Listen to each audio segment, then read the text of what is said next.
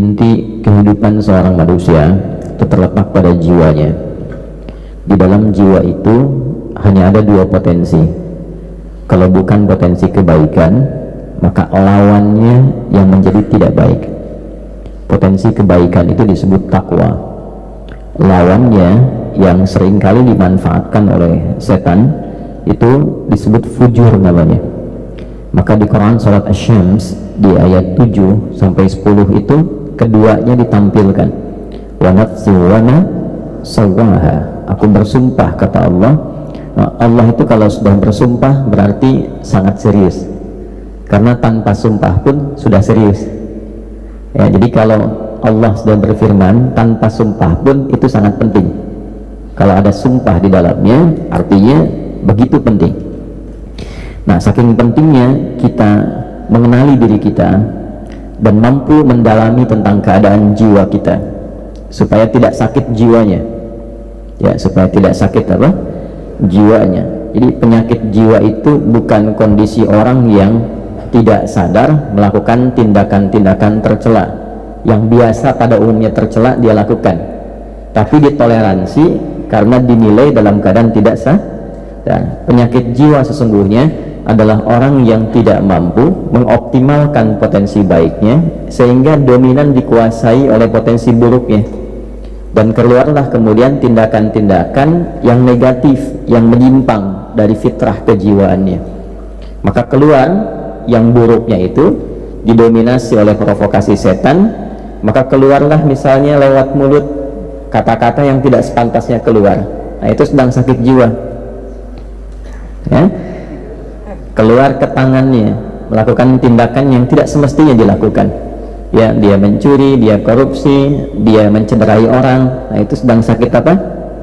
Nah, penampakan jiwanya sakit itu ada, kata para ulama, pada jawarihnya, pada anggota tubuhnya.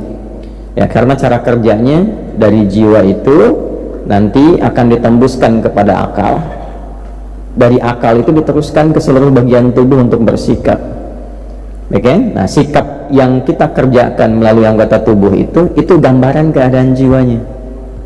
Ya, jadi kalau misalnya tampil sesuatu yang baik, artinya dominasi yang ada pada jiwanya itu begitu positif. Ya, sebaliknya bila yang keluar itu sesuatu yang tidak baik, ini menandakan ada persoalan serius dalam jiwanya. Itu poinnya.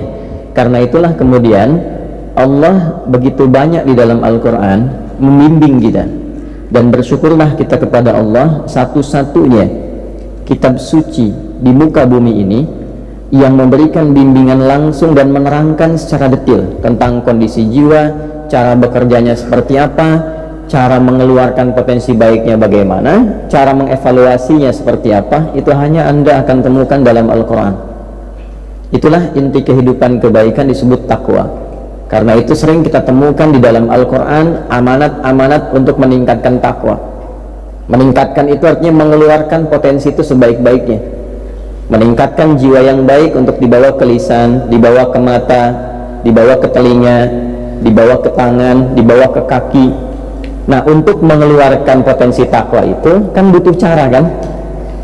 Sama dengan kita mengeluarkan potensi ilmu harus belajar, kan? Caranya belajar dengan membaca, menganalisis, memahami, dari mulai pendidikan anak usia dini, kelompok bermain KB, TKA, TKB, habis itu S semua, kan?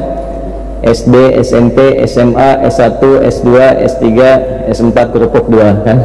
Ini semua tuh. Itu adalah cara. Nah, cara itu dalam bahasa Arab kalau dia luas besar itu disebut dengan syariat. Dari kata syariah artinya jalan. Bagaimana cara Bapak Ibu datang ke Masjid An-Nur ini? Melewati jalan. Nah, jalanan luas itu disebut syariah namanya. Kalau jalannya itu kecil, kadang berliku, itu torik namanya. Jelas ya? Nah, syariah jalan yang luas. Anda kesini caranya melalui jalan itu. Kita belajar pengetahuan melalui jalan menuntut ilmu. Nah, sama cara kita meningkatkan takwa, mengeluarkan butuh cara.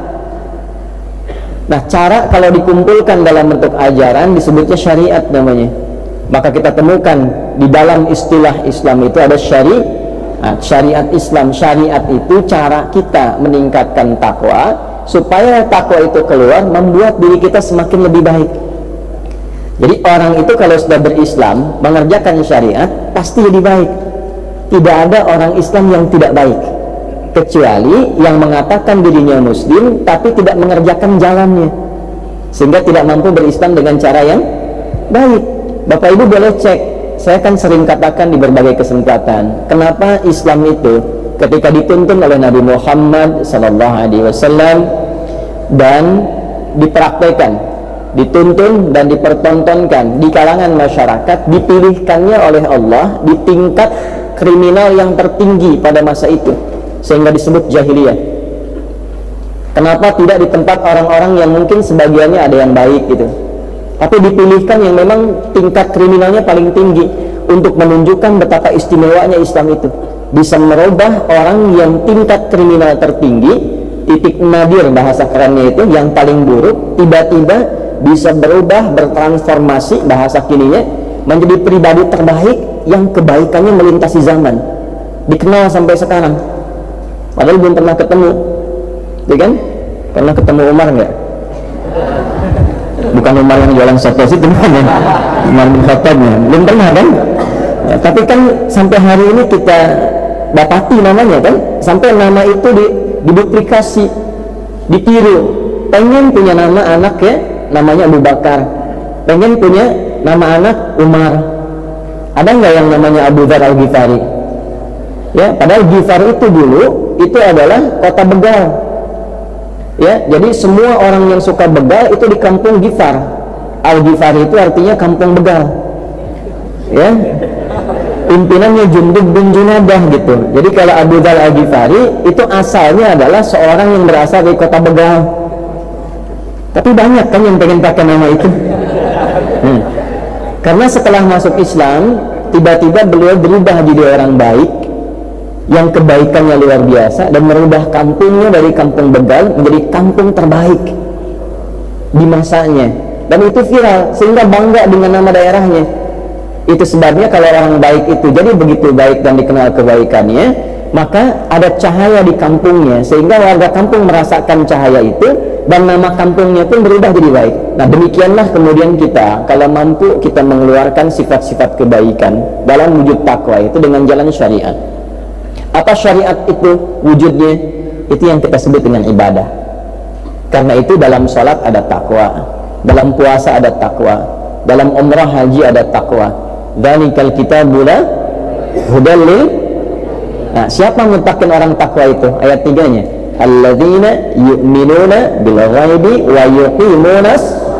Nah, jadi ketika ibu, saya, kita diminta menunaikan sholat, bukan ingin memberikan beban, tapi sholat itu akan merubah kita menjadi pribadi yang lebih baik.